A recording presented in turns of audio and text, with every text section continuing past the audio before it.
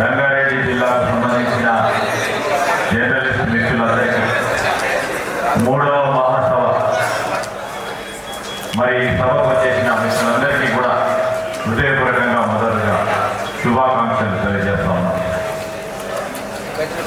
నాతో పాటు ఇక్కడికి చేసిన మా సహచర గౌరవ శాసనసభ్యులు దశరెడ్డి నారాయణ రెడ్డి గారు, సహచరులు గౌరవ శాసన మండలి సభ్యులు సోదరులు నవీన్ రెడ్డి గారు, నేను ఒక మీటింగ్లో ఉంటే ఆ మీటింగ్ సగంలోనే 3 మాటలు వచ్చి మరి తప్పకుండా ఈ మీటింగ్ ఇవ్వాలని మరి మా గౌరవ మాజీ శాసనసభ్యులు మా కాంగ్రెస్ పార్టీ సీనియర్ లీడర్ మరి కేఎల్ఆర్ గారు వచ్చి కూర్చొని నన్ను పట్టుకొని వచ్చిన చేయబడుతుంది. నేను మీటింగ్ గురించి అదృష్టాన్ని మొదలైన నన్ను తీసుకొచ్చింది. అదేవిధంగా ఈరోజు మీ సహచరులు తెలంగాణ వర్కింగ్ జర్నలిస్ట్ ఫెడరేషన్కు సంబంధించిన అధ్యక్షులు కోచయ్య గారితో పాటు జనరల్ సెక్రటరీ గారు మస్వా పుల్లయ్య గారు, ఈరోజు వేదికపై ఉన్న మా library committee chairman Madhusudan Reddy గారు, రూప భాస్కర్ రెడ్డి గారు, కృష్ణా నాయక్ గారు, వెంకట్రామరెడ్డి గారు, మరి మా జంగారెడ్డి గారు, మరి మీ రాష్ట్ర నాయకులు ఆనంద్ గారు, చంద్రశేఖర్ గారు, సోమయ్య కృష్ణ గారు, రాజశేఖర్ గారు, జగదీష్ గారు, రఘు గారు, జిల్లాకు సంబంధించిన నాయకులు సీనియర్ జర్నలిస్టు గణేష్ గారు, రఘుపతి గారు, సురేష్ గారు, చారి గారు, చంద్రశేఖర్ గారు, శ్రీశైలం గారు, సత్యనారాయణ గారితో పాటు వేదికపై ఆసనైన జర్నలిస్ట్ సోదరులు, వేదిక అటువైపున్న మిత్రులకి, నాతో పాటుగా విచ్చేసిన మా కాంగ్రెస్ పార్టీ సంబంధించిన నాయకులు మిత్రులకి అందరికీ కూడా హృదయపూర్వకంగా నమస్కారం. ఈరోజు జర్నలిజం అంటే విషయంలో చాలా వరకు కూడా మారుతా ఉన్న విలువలను మొత్తం సమాజంలో కూడా విలువలు మారుతా ఉన్న విలువలను మనం దృష్టిలో పెట్టుకొని జర్నలిజంకి సంబంధించిన విలువలతో కూడుకున్న మీ కలం బలాన్ని ఉపయోగించే విధంగా ఈ మహాసభలు ఉపయోగపడాలని ఆలోచన చేస్తాం. కళాన్ని నమ్ముకొని ఈరోజు మరి ఒక పెన్ను పోటుతో కొన్ని సందర్భాల్లో ప్రభుత్వాలు కూడా పోయాయి. ఒక పెన్ను పోటుతో ప్రభుత్వాలు కూడా ఏర్పడే అవకాశాలు కల్పించడం జరిగింది. అంటే పెన్నుకున్న ఆ బలం ఈరోజు ధనానికి లేదు, ఇంకే ఆయుధానికి కూడా లేదు అని స్పష్టంగా చెప్పింది జర్నలిజం అని ఈరోజు సభాముఖం చేస్తాం. ఫోర్త్ ఎస్టేట్గా మనం పిలవడతాం జర్నలిజం అనేది.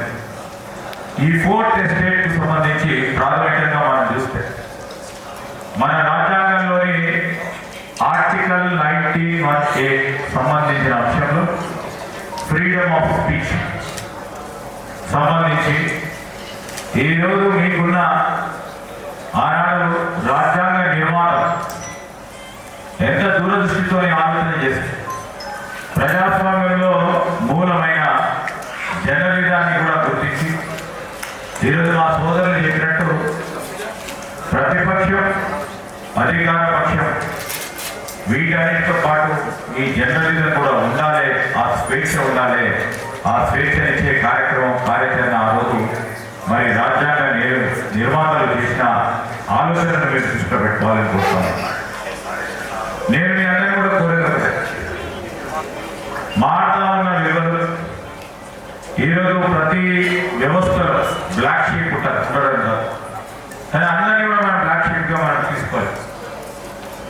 దానికి సంబంధించి మీలో చాలా మంది 99%, కొన్ని సందర్భాల్లో 100% కళాన్ని నమ్ముకొని ఇంట్లో పస్తులు ఉన్నారో లేదో అని చూడకుండా పొద్దున లేస్తే ఏ వార్త రాయాలి, ఏ వార్తను కవర్ చేయాలి, ఏ వార్త రాస్తే మీ పత్రిక యజమాని కానీ ప్రజల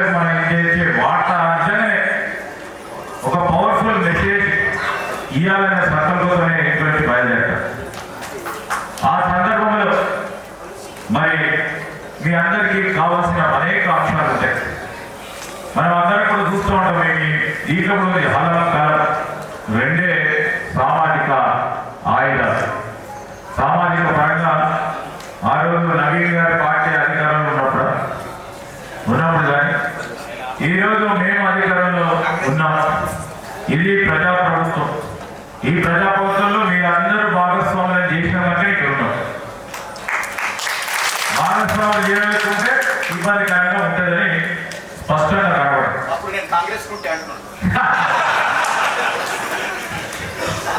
సో అప్పుడు కూడా వారు మరి ఈరోజు మనం ప్రజాప్రభుత్వానికి సంబంధించి ఈరోజు చేస్తూ ఉన్న కార్యక్రమంలో ఒక సీనియర్ జర్నలిస్ట్ నాకు ఎంకరేజ్ కాగితం వచ్చింది. కాంగ్రెస్ పార్టీ ఎలక్షన్ మేనిఫెస్టోలో పెట్టింది. తప్పకుండా ఎంకపోతలేదు. ఎందుకంటే మేనిఫెస్టో కమిటీ చైర్మన్ గా ఉన్నాను. ఏం కాదు, మీరు ఒకసారి ఆలోచన చేస్తే జర్నలిస్టులకు సంబంధించి ఎప్పుడైతే సుప్రీంకోర్టులో కేసు మరి ఫైనల్ ఆర్డర్స్ ఉండదు, ఆ సందర్భాల గురించి కూడా మీరు అందరూ కూడా వచ్చింది. చాలా మంది ఇక్కడ ఉన్న సీనియర్లు ముఖ్యమంత్రి గారు కలిసినప్పుడు స్పష్టంగా ప్రభుత్వానికి పరంగా మా ఆలోచన మీ పక్షాన మేము చెప్తాం సుప్రీంకోర్టులో అని చెప్పి సానుకూలంగా ఆ రోజు మరి సుప్రీంకోర్టులో తీర్పు వచ్చింది. కానీ దురదృష్టవశాత్తు ఈరోజు సొసైటీలో హౌసింగ్ సొసైటీ ఏర్పడ్డ తరుణంలో హౌసింగ్ సొసైటీ పరంగా మొత్తం దేశ స్థాయిలో ఉన్న హౌసింగ్ సొసైటీకి ఎక్కడ కూడా స్థలాలు ఇవ్వకూడదని సుప్రీంకోర్టు నిర్ణయం చేసింది. సుప్రీంకోర్టు అంటే మీ అందరికీ తెలుసు, ఆఖరి మన అప్పీల్ వ్యవస్థ. దాని తదుపరి ఈరోజు ఏం చేయాలి, ఏం చేయబోయే కార్యక్రమం చేయాలో తప్పకుండా ఆలోచన చేస్తాం. నేను ఎందుకు చెప్తానంటే దాని గురించి ఒక నిమిషం తర్వాత చెప్తా. కానీ ఈరోజు పాత్రికేయ మిత్రులందరికీ కూడా మీ అందరికీ ప్రత్యేకించి ఈరోజు ఎలక్ట్రానిక్ మీడియా ప్రింట్ మీడియాకి సంబంధించి చాలా మంది కూడా కొన్ని జర్నలిజం ఇన్స్టిట్యూట్లో చదువుకొని ఈరోజు ప్రావీణ్యత పెంచుకొని చాలా మంది జర్నలిజాన్ని నమ్ముకొని దానిపైనే మీరు ఎక్స్పీరియన్స్ అనేది నడుస్తున్న తరుణంలో ఈరోజు టెక్నాలజీ ఉపయోగించుకొని ఇంకో వ్యవస్థ మొదలైంది, సోషల్ మీడియా. ఈ సోషల్ మీడియా ఏ విధంగా సరైన దారిలో సరైన వ్యవస్థలో ఇన్ఫర్మేషన్ డిసెమినేషన్కు సంబంధించి సమాచారాన్ని ఏ విధంగా సరిగ్గా ప్రజలకు చేయాలనే అంశం పైన మీరు కూడా ఇంతవరకు ఏముండే ఈ టెక్నాలజీ అడ్వాన్స్ కాకముందు ప్రింట్ అండ్ ఎలక్ట్రానిక్ మీడియా దిక్సూచిగా సోషల్ మీడియా పనిచేస్తూ ఉన్నాయి. కానీ దురదృష్టవశాత్తు మనం చూస్తూ ఉన్నాం, మనకు అనుభవం కూడా కనబడతా ఉంది. సోషల్ మీడియా దిక్సూచిగా కనబడతా ఉంది చాలా మంది ప్రింట్ అండ్ ఎలక్ట్రానిక్ మీడియా. ఎందుకంటే పోటీ ప్రపంచంలో మీరు కూడా తప్పగా పోటీ ప్రపంచంలో సమాచారాన్ని ఎంత వేగవంతంగా మనం అందజేయాలని ఒక తపనతో దృష్టిలో పోతా ఉన్నారు. ఆ సమాచారానికి సంబంధించి కరెక్ట్ ఉందా, రాంగ్ న్యూస్ ఉందా, దాన్ని ఏ విధంగా మనం క్రోడీకరించి వేయాలి, వాస్తవ విషయాలు ఏంటంటే సమయం కూడా లేదు. సమయం ఎక్కువ తీసుకుంటే ఇంకోరు సపోజ్ ఆంధ్రజ్యోతి ఉండొచ్చు, ఈనాడే ఉండొచ్చు, ఇంకోరు ఉండొచ్చు, ఒక దాంట్లో వస్తే ఇంకో దాంట్లో ఎందుకు రాదని యాజమాన్యం అడుగుతుంది. అడిగే సమయం ఎందుకు ఇవ్వాలి అవకాశం అని మనం ఇమ్మీడియట్ గా కూడా వార్తలు వేస్తూ ఉంటాం. అవునా కాదనే సార్?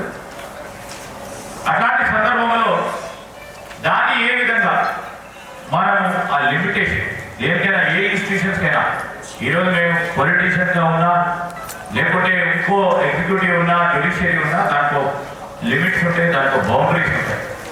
ఆ బౌండరీస్ ఏ విధంగా ఏర్పాటు చేసుకోవాలని మీరు అందరూ కూడా సమాలోచన చేయాలి ఈ మాసాల ద్వారా.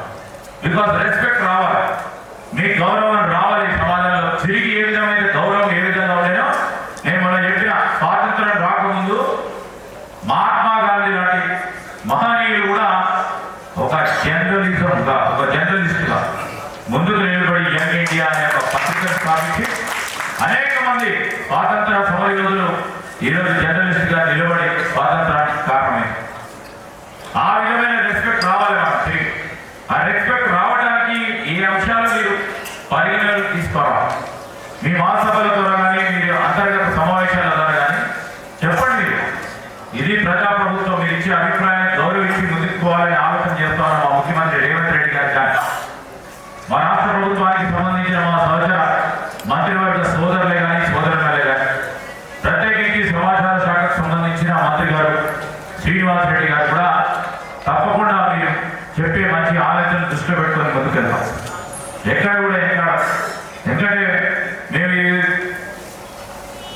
మిట్ట మధ్యాహ్నం చంద్రుడు కనబడతామని చూపెడతామని మేము ఎప్పుడు కూడా తీసుకెళ్లే ఆలోచన చేయాలి.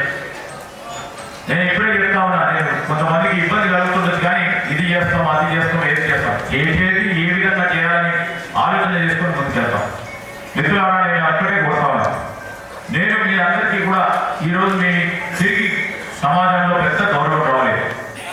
ఇంకా పెద్ద ఎత్తున ఎవరైనా మరి సమాజంలో ఒక జర్నలిస్ట్ అంటే స్పష్టంగా మీకు సంబంధించిన సమస్య కానీ మీకు ఎవరైనా ఇబ్బంది కలిగించే ఆలోచన చేసిన ఆ గౌరవంతో చేయకుండా ఉంటే ఒక కార్యాచరణ ఏ విధంగా తీసుకుంటే బాగుంటుందని పెద్దలందరినీ కూడా కోరుతా ఉన్నాం.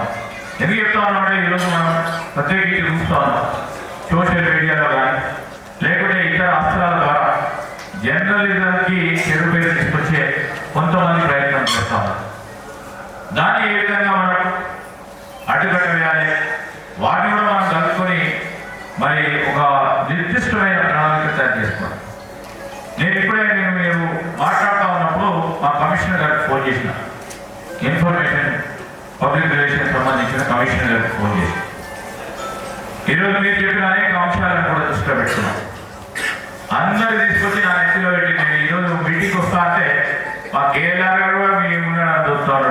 నవీన్ అంటే చెప్తూనే ఉంటాడు, అపోజిషన్లో ఉన్నాడు కనుక ఇది చెప్తాడు, అధికారంలో ఉన్నాడు వాళ్ళే చేయాలి. మా కసిరెడ్డి గారు ఆయన చేసి నాకు తోడుగా ఉంటాడంటే ఆయన కూడా నా మీద చేసి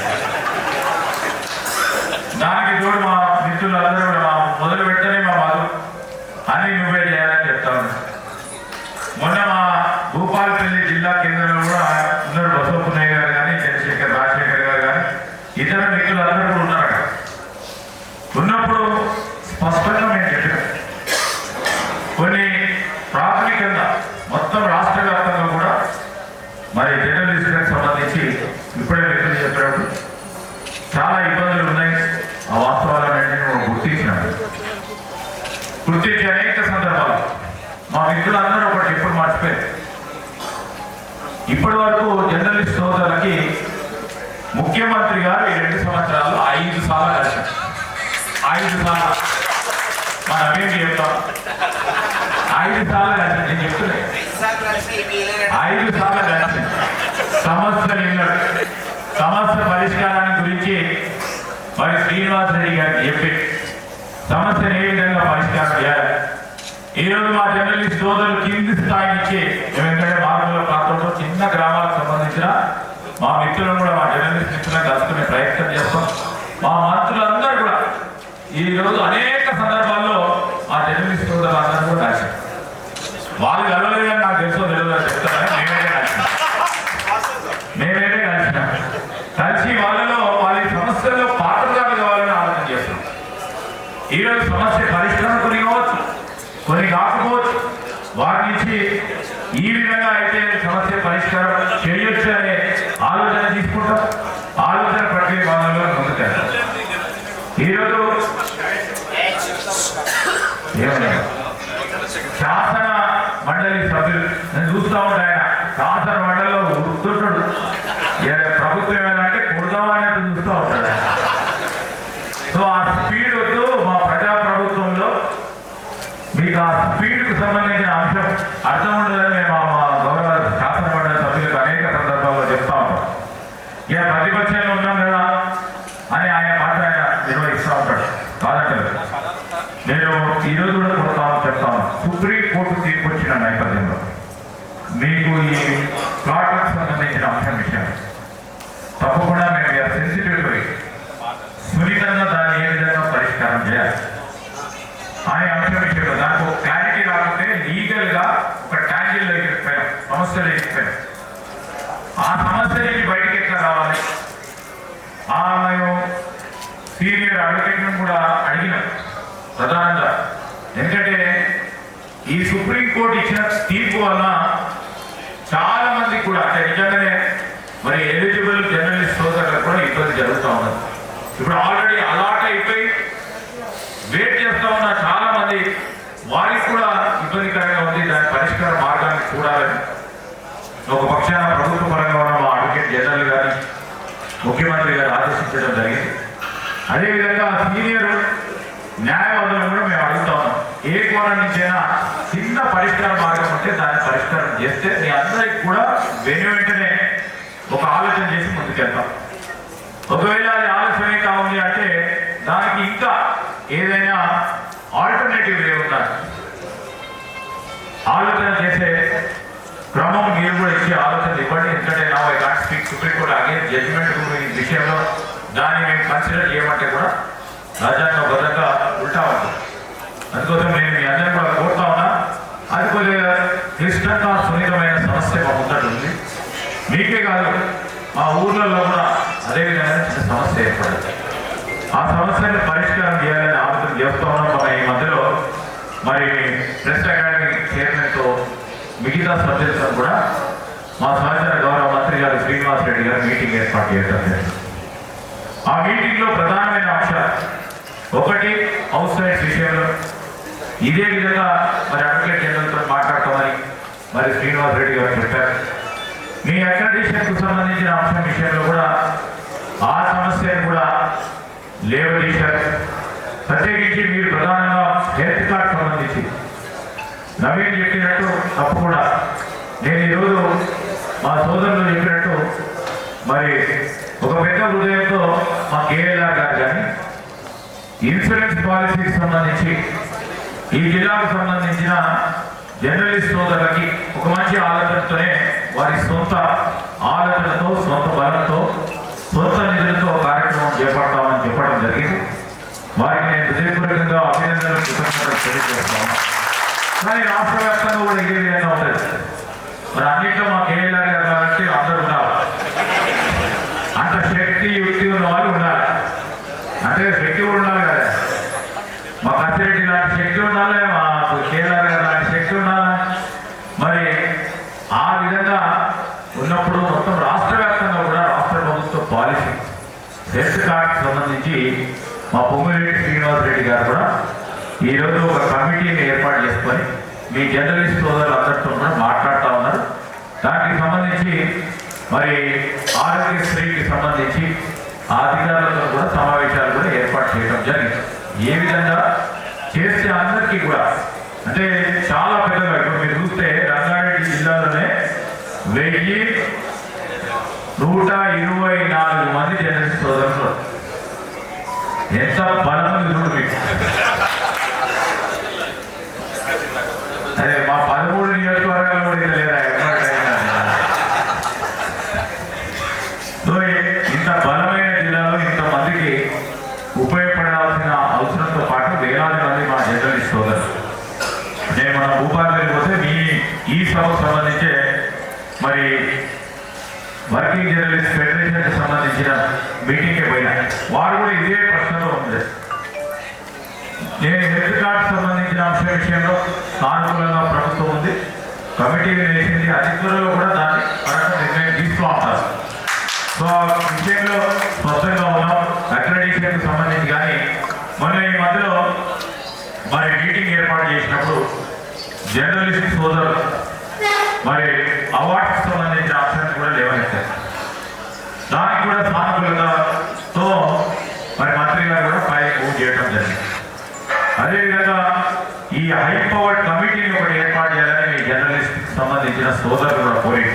ఈ హై పవర్ కమిటీ ఎందుకంటే ఎన్న వేల మంది వారికి సంబంధించిన సమస్యలు బతుకరాలైనారంటే ఒక కమిటీ ఏర్పాటు చేసుకోవాలి. ఆ హై పవర్ కమిటీకి సంబంధించిన వారు ఒకరు, ఇద్దరు, ముగ్గురు, నలుగురు, ఐదుగురు ఆ కమిటీలో ఉన్నవారు మొత్తం రాష్ట్ర వ్యాప్తంగా ఉన్న జర్నలిస్ట్ సోదరులకు సంబంధించిన సమస్యలు, ఇంకో ప్రకారం ప్రెస్ అకాడమీకి సంబంధించి మరి సంబంధిత మంత్రి గారిని సంప్రదింప చేసి ముందుకు పోవాలని ఆలోచనతోనే జర్నలిస్ట్ సోదరులు కోరిన హైకోర్టు కమిటీ వేయాలని దానిపైన కూడా స్పష్టంగా పాజిటివ్గా ప్రభుత్వం మరి ప్రాసెస్ చేయడం కూడా జరిగిందని మరి శ్రీనివాస్ రెడ్డి గారు కూడా చెప్పడం జరిగిందని మీ అందరికీ కూడా మనం చేస్తా ఉన్నాం.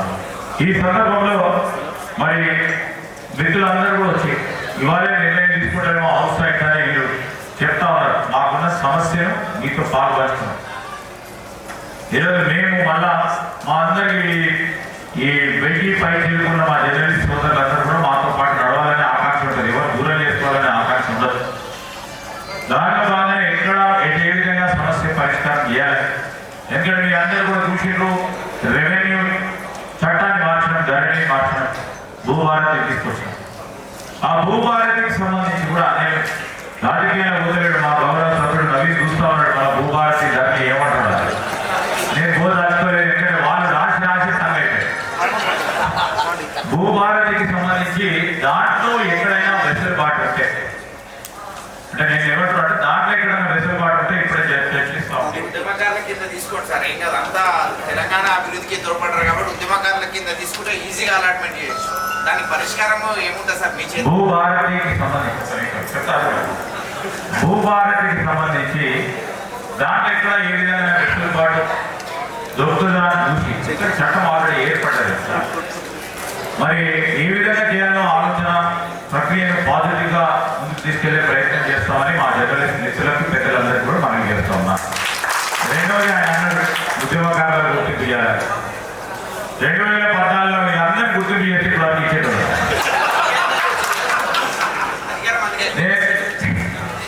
పాపం ఆయన కూడా పాపం మాటలు ఉంటాయి కదా. ఇప్పుడు నాకు తెలియదు. నేను మిత్రుడుగా మాట్లాడుతున్నా, నేను రాజకీయం ఇక్కడ ఇన్వాల్వ్ చేయదలుచుకున్నాను. ఈరోజు నేను ఎందుకు చెప్తా ఉన్నానంటే చేయాల్సింది. నేను మొదటగా మంత్రి ఉంటే 10 సంవత్సరాలు 12 సంవత్సరాల మంత్రి ఉన్నప్పుడు అక్కడ ఉన్న వెసులుబాటుతో మా కరీంనగర్ జిల్లాలో, ఉమ్మడి కరీంనగర్ జిల్లాలో 13 నియోజకవర్గాలు వీలున్నంత వరకు చాలా మందికి కూడా మా జర్నలిస్ట్ సోదరులకి అందరికీ ఎక్కడ అడుగుతే అక్కడ ఇచ్చే కార్యక్రమం ఆ జిల్లా కలెక్టర్ అదేవిధంగా సంబంధిత మా రెవెన్యూ మంత్రి గారు అప్పుడు మాట్లాడి చేయించడం జరిగింది. మరి మా కేఎల్ఆర్ గారు చెప్పిన, లేకుంటే మా మిత్రులు చెప్పిన అంతా కూడా దృష్టిలో పెట్టుకొని ప్రధానంగా హౌస్ రైట్స్ సంబంధించిన అంశాన్ని పరిష్కార మార్గాన్ని ఏర్పాటు చేసుకొని ముందుకు పోతాం. ఆ ప్రయత్నంలో ఉంటాం. మీరు కూడా నేను కోరుతా ఉన్నాను, ఇక్కడ కూడా ఈ రంగారెడ్డి జిల్లాకు సంబంధించి ఒక కమిటీని ఏర్పాటు చేస్తారు. రండి, మీరు ఎప్పుడన్నా మీటింగ్కి వచ్చినప్పుడు ఈ 2-3 సమస్యల విషయంలో ఏ విధంగా ఒక ప్రణాళిక సిద్ధం చేస్తుందామని ప్రయత్నం పోదాం. రెండోది కూడా చెప్తా ఉన్నా, ఎక్కడైనా మిత్రులకు ఇళ్ల స్థలం ఉంటే ఇప్పుడే చెప్తా ఉన్నా, మా కసిరెడ్డి నారాయణరెడ్డి గారు నాతో పాటు నడుస్తారు, మా కేఎల్ఆర్ గారు మాతో పాటు నడుస్తారు. మా ఈ విషయంలో మాతో పాటు ప్రజా ప్రభుత్వంలో నడవాల్సిన అవసరం నవీన్ రెడ్డి కూడా ఉంటుందని చెప్తా ఉన్నా. ఎవరికైనా ఇళ్ల స్థలాలు ఉంటే ఖచ్చితంగా కూడా ఈ రోజు మేము ఇందిరమ్మ ఇల్లు ఇచ్చే క్రమంలో లిస్టు తయారు చేసి ఇవ్వండి, తప్పకుండా చేసి పెట్టాలి. ఎందుకు చెప్తా ఉన్నా అంటే అయ్యే పని చేయాలి. నా మనస్తత్వం కూడా ఏదైతే నిజంగా కావాల్సిందో నా ప్రయత్నాలు పూర్తి స్థాయిలో పెడతాం. ఇంకా హౌస్ రైట్స్ సంబంధించి మీకు ప్రధానంగా ఉంది. రంగారెడ్డి జిల్లాలో పరిశ్రమలు వస్తాయి, రంగారెడ్డి జిల్లాలో ఇన్స్టిట్యూషన్స్ వస్తాయి. మా జిల్లాకు సంబంధించిన భూమి ఎక్కడో అమెరికానో, ఎక్కడో లండనో, ఎక్కడో జర్మనీ కంపెనీ పెట్టుకుంటాడు. మా స్థలాలు ఇచ్చడానికి ఈ ప్రభుత్వానికి ఏం బాధ అని అనుకుంటుంది. కానీ దానికి సంబంధించి మొన్నటి వరకు జరిగిన సుప్రీంకోర్టు వాటికి సంబంధించి ఒక ప్రధానమైన ఆటంకం ఉంది. ఆ ఆటంకాన్ని ఏ విధంగా అధిగమించినా తప్పకుండా ప్రయత్నం చేస్తాం.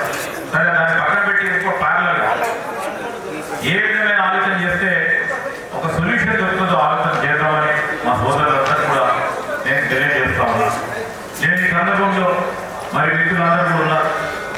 ఇంకా హెల్త్ కార్డ్కి సంబంధించి మరి సోదరులకు మరి ఇన్సూరెన్స్కి సంబంధించి మరి అదేవిధంగా అక్రెడిటేషన్కి సంబంధించిన అంశాలు మొన్ననే నేను భూపాలలో మీ మిత్రులు అందరూ కలిసినప్పుడు చెప్పాను. మీరు అంటే నేను కూడా వస్తా, శ్రీనివాస్ రెడ్డి గారి దగ్గరికి కలిసి పోదాం, ఈ అన్నిటి విషయాలను కూడా పరిష్కారం చేద్దాం.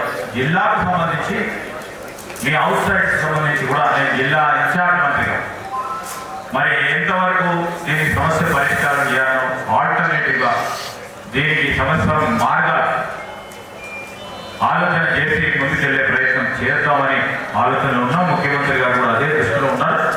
తప్పకుండా కూడా దీన్ని మీ అందరితో సమాలోచన చేసి ముందుకు తీసుకెళ్లే ఒక కార్యాచరణ తీసుకుంటానని నేను మీ అందరికీ మనవి చేస్తూ, ఈరోజు మీరందరూ కూడా మనకు సంబంధించి మీరు చెప్పినట్టు రాజ్యాంగ విలువలను పరిరక్షించాలని, ఒక మంచి సమాజం, అభ్యుదయ సమాజాన్ని నిర్మాణానికి మీరందరూ పెద్ద ఎత్తులో పాటలు కావాలని ఒక ఆకాంక్షతో మీరు రాసే మరి ప్రతి శబ్దం ప్రతి వర్డ్ సమాజానికి ఒక స్ఫూర్తి కలిగించే విధంగా ముందుకు వెళ్ళాలని మేము ఎల్లప్పుడూ కూడా ఆకాంక్షిస్తూ ఉంటాం. ప్రభుత్వానికి ప్రజలకు మధ్యలో వారధిగా మీరు నిలబడే అంశం విషయంలో కూడా తప్పకుండా ఈ ప్రజాప్రభుత్వం గుర్తిస్తుంది. మీరు ఏ విధమైన విమర్శ చేసినా సద్విమర్శగా తీసుకునే ఒక పెద్ద హృదయంతో ముఖ్యమంత్రి గారు కానీ మేము కానీ అందరం కూడా ముందుకు నడుస్తాం. దాంట్లో మంచి ఆలోచన చేస్తే దాంట్లో సవరణ చేసుకొని ముందుకు వెళ్తాం. సవరణ చేసుకోవడానికి కూడా ఏం కాదు, కానీ ఉట్టిగానే బట్టకాల్సి మాఫియా చేసి సవరణ చేసుకోమంటే అది ఎవరికైనా ఇబ్బంది జరుగుతుంది. అలాంటి అంశాలు తప్పకుండా మీరు ఇచ్చే మంచి ఆలోచన కాదు. లేకుంటే ప్రభుత్వ దృష్టికి రాని అనేక సమస్యలు ఉంటాయి. ప్రభుత్వ యంత్రాంగం ఉన్నప్పటికీ, ఒక పరంగా ప్రజాస్వామ్య వ్యవస్థ ఉన్నప్పటికీ, సర్పంచులున్నా, ఎంపీటీసీలున్నా, జెడ్పీటీసీలున్నా, ఎమ్మెల్యేలున్నా, మంత్రులున్నా, లేకున్నా ప్రభుత్వ అధికార వ్యవస్థ ఉన్న కలెక్టర్లు ఉన్నా, ఎంఆర్ఓ ఉన్నా, ఆర్డీఓ ఉన్నా, కింద స్థాయి విలేజ్ సెక్రటరీ ఉన్నా, కొన్ని సమస్యలు నేరుగా ప్రభుత్వ దృష్టికి రాకుండా ఉంటాయి. చాలా సందర్భాల్లో చూస్తూ ఉంటాం. పొద్దున్న వెళ్ళి పత్రికలు ఎందుకు చూస్తూ ఉంటాం, నాకే మొత్తం పూర్తి స్థాయి అవగాహన ఉంటాయి. ఈరోజు పత్రికలు చూస్తూ ఉన్నామంటే ఇక్కడ ఏ సమస్య ఉన్నది, ఆ సమస్యను ఏ విధంగా పరిష్కారం చేయాలి, ఎందుకు వచ్చింది ఈ పేపర్లో, ఎందుకు ఈ న్యూస్ వచ్చింది ఈ ఎలక్ట్రానిక్ మీడియాలో అని చూస్తూ ఉన్నప్పుడు దాన్ని ఏ విధంగా పరిష్కారం చేయాలని ఒక పుస్తకం చదువుతాం.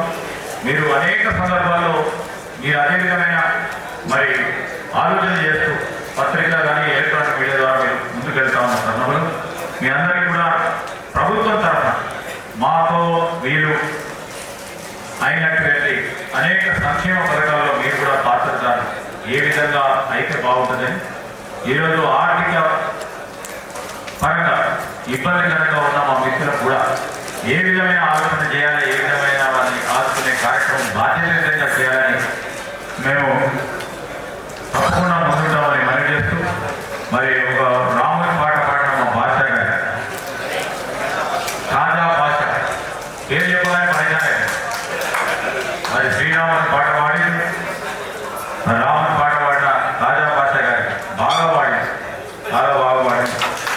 వారికి హృదయపూర్వకమైన అభినందనలు తెలియజేస్తా ఉన్నాను. మా పాత్రికేయ వ్యక్తులు కొద్దిగా నిరాశపడకుండా మాకు కూడా ఇబ్బంది చెప్పిన హౌస్ స్థాయి డిక్లేర్ చేస్తారని అందరూ ఒకటి తర్వాత చెప్పిన తర్వాత దానిపైన కూడా నాకు ఇప్పుడు కొండంత భారం పెట్టింది. అందరూ ఆ పరిష్కార మార్గాన్ని ఎక్కడ ఏ విధంగా చేయాలని మరొకసారి ఆలోచన చేస్తాను. మీ అందరి దృష్టికి తీసుకొస్తూ సెలవు తీసుకుంటామని జై. ఆ గౌరవనీయులు